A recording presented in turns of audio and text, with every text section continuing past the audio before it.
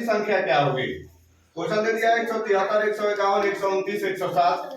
ए में दे दिया 84, बी में दे दिया 83, सी में दे दिया 87, डी में दे दिया 85। अब हमको इसको निकालना है, तो क्या करेंगे? सीरीज में एक सीरीज बनाते हैं। हमने क्या कर दिया? 173, 151, 129, 107, 85 लिख दिया। अब इसमें से देखिए 173 में से 151 घटेगा, कितना बचेगा? 22।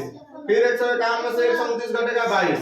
फिर 129 में 107 घट गया, 22। अब 107 में से आप 22 घटा दीजिए, आपका आंसर निकल गया 85। समझ में आ गया पहला? अब यह दूसरा है आपका 49, 64 क्वेश्चन मार्क है और 100 है, 121 है। इसमें दे दिया ए में दे दिया 74, बी में दे दिया 80, सी में दे दिया 75, डी में दे दिया 81।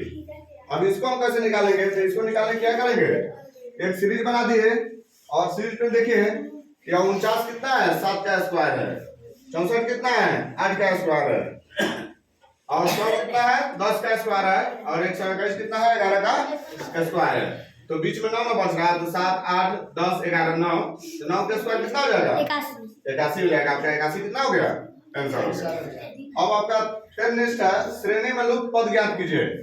1, 2, 6, 12, 36, 72 क्वेश्चन मार्क दे दिया।